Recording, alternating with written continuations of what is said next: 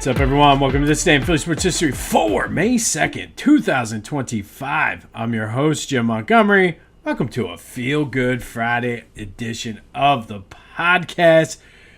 I'm going to start the show a little different than what I normally do. And since it is a Feel Good Friday, I'm going to share a feel good story. Don't know if this is going to be a regular thing or not, but I have to share a proud dad moment here. And of course, I missed it volunteering for the Philly Youth Basketball Center and had a meeting for the big sneaker ball next week. So, of course, I missed it. However, my son, I've talked about his Little League games before and how just intense it is with keeping track of pitch counts and everything like that. Well, their team, I guess whatever it is with the travel and pitch counts and everything, so their team is kind of short pitchers. And my son, ever since last year in fall ball, has wanted to pitch, worked somewhat with it, but never really took it that serious. Fast forward to this year, Monday, we've been working on it all season actually, but Monday I get a text from his coach, hey man, we got 2 games this week. With the way the travel is, I'm probably going to need Thatcher to pitch one or both days. Is he up for it? I was like, absolutely. So I told him that, and the joy in his eyes, like, oh my God, my team needs me, which was pretty cool. But I was like, we got to work on it this week, kind of set up a pitch count sort of program. I didn't want to burn his arm out. But obviously he needed some work. So we worked hard all week, and it got better as the week progressed. He's one of those kids who wants to throw the strikeout, trying to throw as hard as he can. Think Ricky Vaughn from Major League. And, of course, my fence is dented. Like, it's all good, though. So it was like, just throw the ball. Let let the batters hit it. Let your fielders take care of the work, because he's very accurate when he slows it down. So yesterday, they're playing one of the better teams. They're getting blown out. Gets inserted to be a pitcher. Crushed it. Absolutely crushed it. 2 innings pitched, walked 3, struck out 1, did not give up a run, and was kind of dialed it back a little bit. Fielders made some nice plays for him. So I definitely couldn't be prouder. And if anybody out there has more than one kid, the personalities could not be, they're night and day. And with my daughter, things come naturally to her. She wants to work hard, practice things. She's already asking for like workout routines and wants to start lifting weights at 8 years old. And I'm like, slow your roll. But my son, very into video games. And if I let him, he would just sit down there, play video games, watch YouTube videos about people playing video games and not do anything. So to see him really kind of get that itch and that bug was really cool. And then to go out and actually be successful, and just like I couldn't pump it up more to him, that just the life lesson there, that if you want something, work hard and go get it. I know we usually do that on Tuesdays, but I could not be more proud. I absolutely love it. Couldn't be happier. I was a nervous wreck sitting in this meeting with the volunteers, checking my phone, waiting for updates from my wife. But to see him go out there and crush it. So I wanted to share that with you. It's not necessarily Philly sports related. It's way personal to me anyway. But like I said, I do think there's a lesson in there. Like, it's something he really wanted. I mean, he would come home from school every day this week. Are we going to pitch today, Dad? Are we going to pitch today? He went over and hung out with his buddy on Wednesday and made sure that we got the pitches in on Wednesday night before bed. So just couldn't be happier. Proud dad moment there. Sorry to take up 4 minutes of your time here, but I had to get that out because I am very, very proud of just the hard work and just sort of the focus and the dedication on it. And it paid off. All right, so let's get into this. We got a big show here on a Feel Good Friday. Let's start with the Phils. Bad loss. I hate to say it, but that was a bad loss. They did take the series, yeah, but just a lot of things in this, and I can't put it on Taiwan. Taiwan went 5 2/3, gave up 4 runs, but only one of them was earned, and the defense let him down once again. Bryce Harper catches, didn't Bill Buckner the ball. That triple doesn't happen. Maybe it's a double play. Maybe a run doesn't score. You never know. So the defense let him down. I got to question Topper, his decision to pull the infield in. You got a 1-run lead. You're playing the Nationals, who have the worst bullpen in the league, and you're pulling the infield in instead of conceding the run and taking the out. He did it twice, and it ended up costing them. So maybe I'm hyper-focused right now on Rob Thompson, but you can't do that. But Bryce having the error just is not good. Nobody else really did much and went 2 for 9 with runners in scoring position. And poor Taijuan, for all of the struggles he had last year, has not pitched bad this year whatsoever. I mean, for being the number 5 starter, if that's the kind of production you're going to get out of him, you'll take that every time. But the defense is flat out letting him down.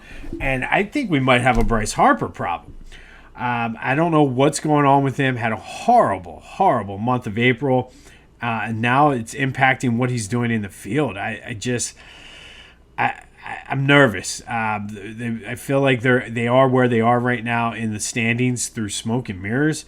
Hopefully they can turn it around. But, man, not very, like I said, bad loss. You can't lose to the Nationals like that, especially when Taijuan did not pitch bad. You're just defensively, you let him down. But help, hopefully, is on the horizon. Ranger Suarez will be back in the rotation on Sunday. He was asked if he would be open to going to the bullpen, and he gave the politically correct answer. But I was listening to the Phillies pregame show on the way to that meeting, and Devin Caney was there during the interview and said his face kind of was like, eh. You could tell he wasn't a big fan of it, especially in a contract year. So we'll see what happens with that. And then you got to run the risk of going with a 6-man rotation. Then you messes up Zach Wheeler. So lots of decisions here that the Phillies need to make. I guess it's a good problem to have when you have too much starting pitching. So we'll see how that plays out. But tonight they're in action against the Diamondbacks. Tough weekend series against their Achilles heel. Jesus Luzardo's on the mound tonight. Hopefully they can bounce back. But that does lead to today's question of the day. Should we be concerned with Bryce Harper right now? And yes, he's been in slumps before, but he's not looked good at all. And yes, he's trying to work through it, but is there more than meets the eye with Bryce Harper? Should we be concerned? 267-495-8531. That's the Back to the Future voice and text line. Get that. Anything else Philly sports related off of your chest. One quick Philly sports history note about this game. In a pregame ceremony, everybody was talking about it. They must be listening, but it was the anniversary of the first ever Phillies game. So they retired Ed Delhonte, Billy Hamilton, and Sam Thompson's numbers, so to speak. They're from the early days of the Phillies, back when they didn't wear numbers. So they just put the old school style P's up in Ashburn Alley with their names. But all 3 are Hall of Famers. All 3 were outfielders, and all 3 hit 400 in the 1895 season. It's never ever been done before. So kudos and shout out to the Phillies for recognizing 3 Hall of Famers to go along with Grover Cleveland. And the other guy is slipping me who didn't have a number, but they're Grover Cleveland Alexander. Grover Cleveland was president. So shout out to them. 3 more names added to Ashburn Alley. 3 Hall of Famers, 3 of the all-time greats in Phillies history. All right, let's do some housekeeping. Be sure to follow me on social media, Jimbo_Mott on Twitter and TikTok. On Instagram, @PhillyJimbo. Continue to spread the word as we grow this thing. I'll get it out. Subscribe to the YouTube channel, Jimbo_Mott. I think I already said that, though. But either way, and if you want to see highlights, clippings, photos, things like that about what we're talking about on this day, go to all my social media, including my Facebook and LinkedIn. Lots of good conversations happening on Facebook. Eventually want to try to move that over into like a Discord channel. So stay tuned for that as we go. Of course, today is Fridays with AI. Have a very fun one today concerning Mike Schmidt. We talked a lot about Schmidt throughout April, so I figured why not continue the ball with Mike Schmidt today with Fridays with AI. We will add another song to our Philly Sports Summer playlist. We added In the Air Tonight by Phil Collins. If you went on my social media, I posted a couple clips of Chooch with a little clip of that song. However, due to copyright things, I'm not able to put that on YouTube. So if you want to get see some Chooch highlights, go to my social media. We'll have more highlights today as we release this song. And a quick update from yesterday. We talked about that first Phillies game happening at Recreation Park, 24th and Cecil B. Moore, 24th and Ridge, depending on which direction you were coming. And I mentioned that the A's had a ballpark right in the same area. That was actually 6 blocks away at 29th and Cecil B. Moore, a little bit further west of where the Phillies stadium was. And if you ever, I used to play softball there all the time, the Edgeley Fields, that's basically essentially across the street from where this stadium was. So, like I said, I always like to give you the facts and everything. So, there you have it. All right, let's do our Tankathon simulations for today, as Monday is the NHL Draft Lottery, and we'll find out where the Flyers will pick. Ran the simulation. They dropped to the 5th spot. Again, no harm, no foul. Top 5 pick in the NHL Draft is nothing to sneeze at. But it was a good day for the Sixers. We ran the simulation, and Cooper Flagg is coming to Philly. Yes, the Sixers got the number 1 pick, so we'll continue to run them both until we get to the actual lotteries. But the Flyers dropped to the 5th spot today in our Tankathon simulation, and the Sixers did get Cooper Flagg.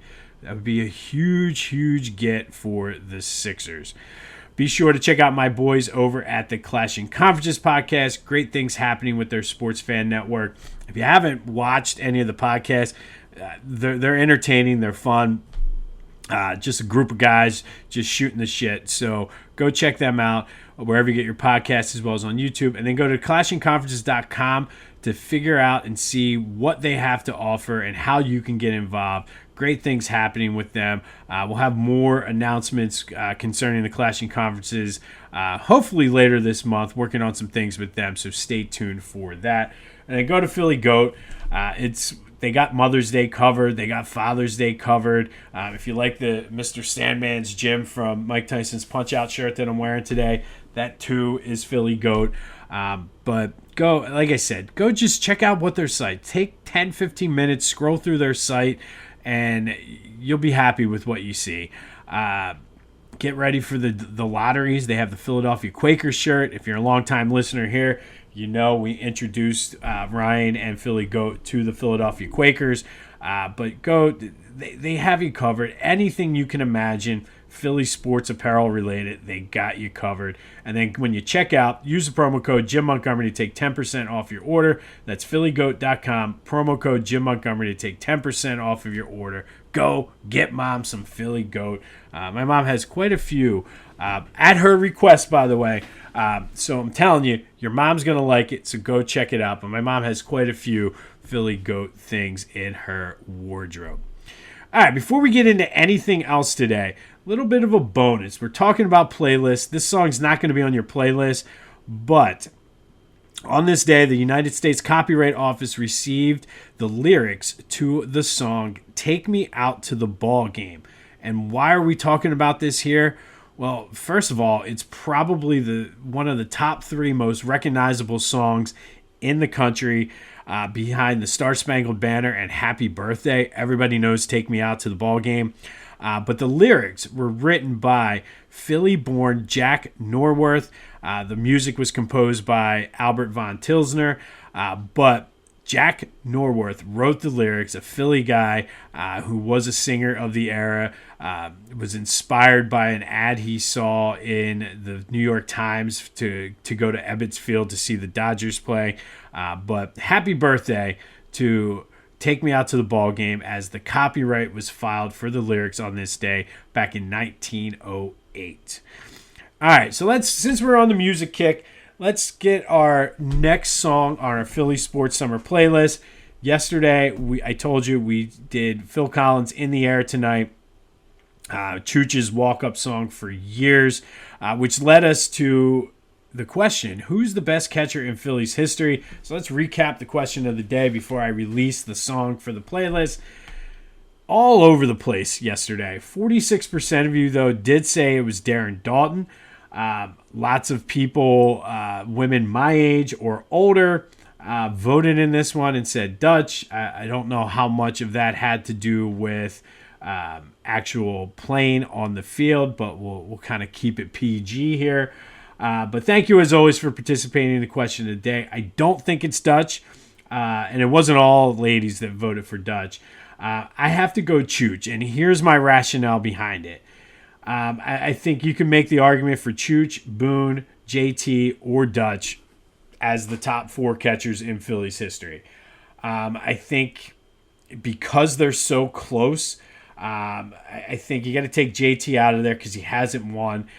He's very inconsistent at the plate, especially now later in his career. So we'll get rid of JT on it. And then Darren Daulton, for the most part, had like a 3-year good stretch with the Phillies. Like his 92 season might be the best season in the history of Philly sports as for a catcher. But I think the fact that he only really had 2 or 3 really good years and didn't win a title, you need to take him out. So that leaves Chooch and Boone.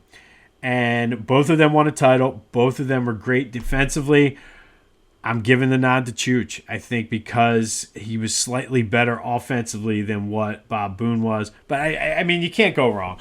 Thank you, as always, for participating in the question of the day, though. Today, should we be concerned with Bryce Harper? Let me know your thoughts on that. All right, so back to the playlist. Today, and again, the music, it's just... Music and sports are really intertwined. I mean, you got guys with the walk-up songs. You got athletes wanting to be rappers, rappers wanting to be athletes. So there's very much intertwined here. But today's song, and I told you this is going to be all over the place, is For Those About to Rock, We Salute You by AC/DC. One of my all-time favorite songs, one of my all-time favorite pump-up songs. For Those About to Rock reached number 4 on the Billboard Mainstream Rock album back in, I believe it was 1981. The album For Those About to Rock did reach number 1 on the Billboard Top 200. But this Philly sports connection here is the Eagles came out to this song for years. They did it some at the Vet.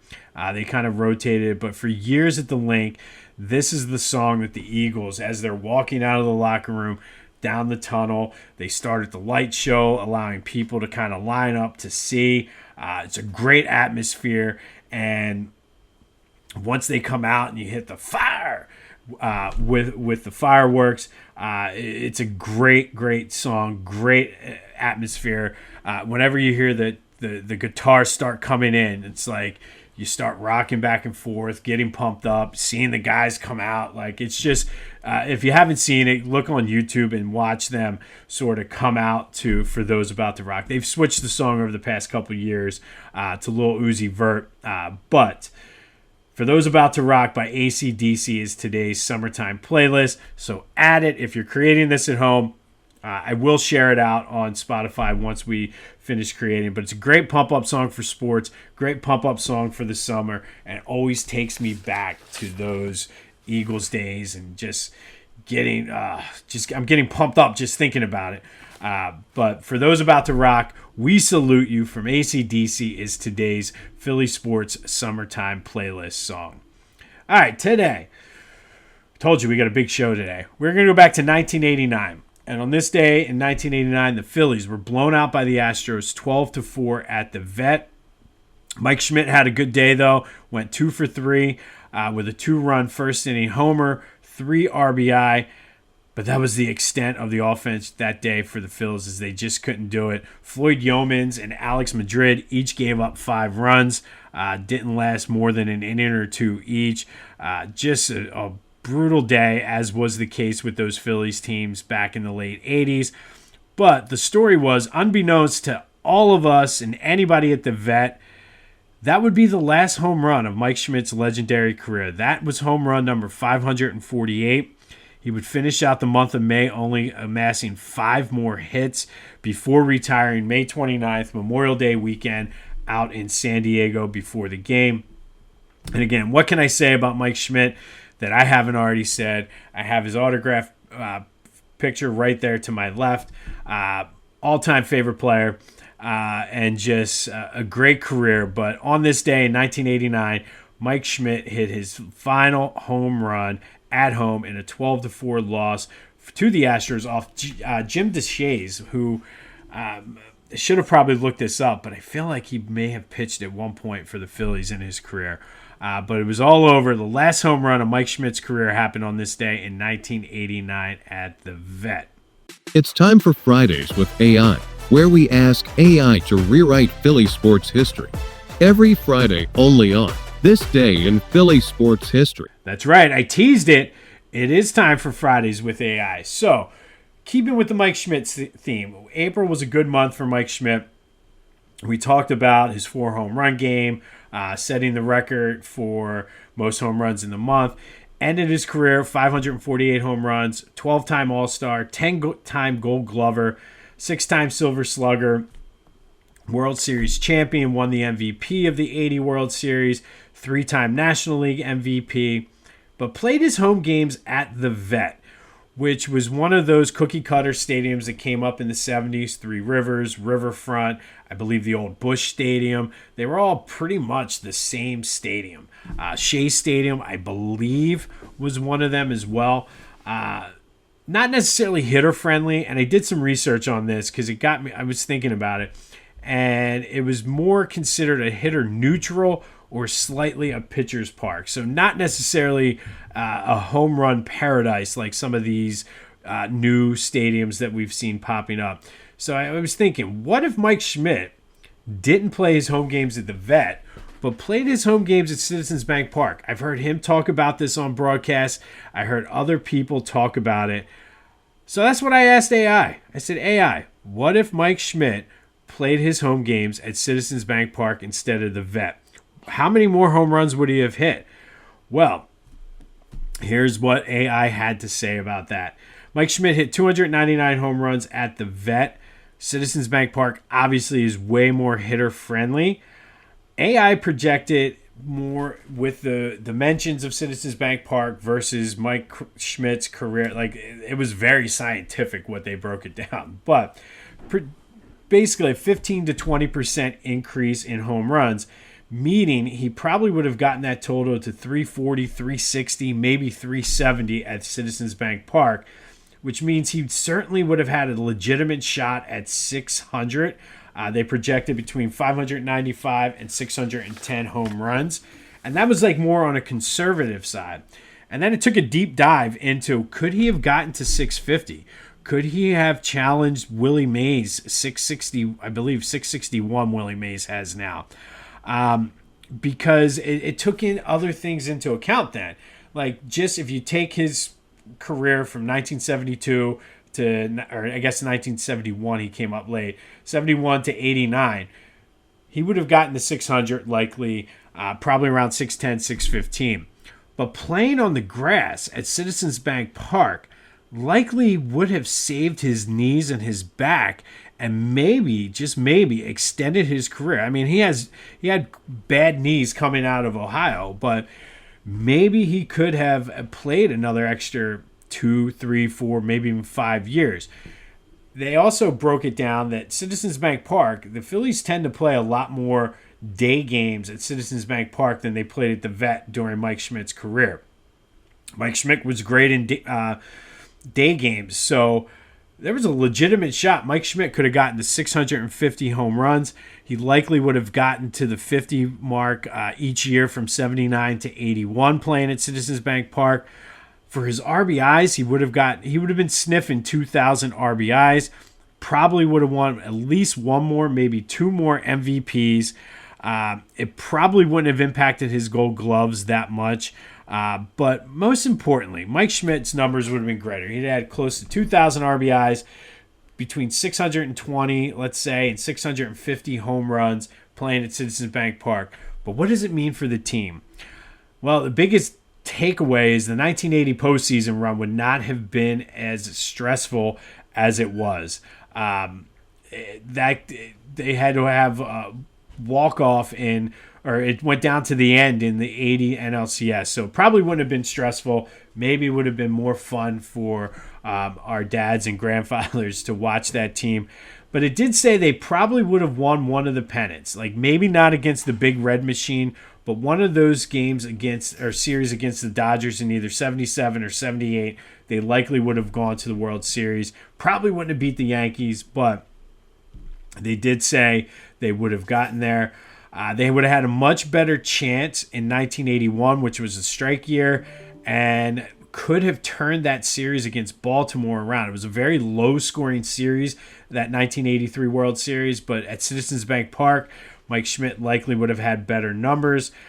But then it was all over. They said it wouldn't have changed the fact that the team was terrible from 1984 to 1989. So in summary, Mike Schmidt would have gotten to 600 home runs, maybe even 650 if he played at Citizens Bank Park.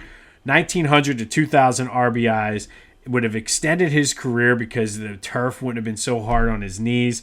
They probably would have won at least one more pennant, maybe another World Series title.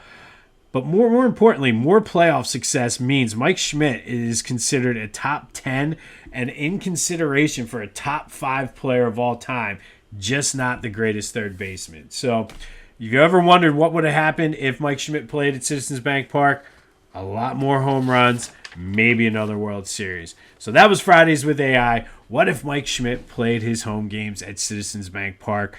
And I promise we're kind of done with Mike Schmidt for a while. We talked a lot about him in April. We talked about him today as he hit his final home run on this day in 1989. Be sure you're adding, for those about to rock, We Salute You by AC/DC to your Philly Sports Summertime playlist. We're kind of all over the place. Wait till you see what we got in store this weekend as we continue to grow our playlist for the summer. Let me know, though, do we have a Bryce Harper problem here in Philly? I think we got to start considering it.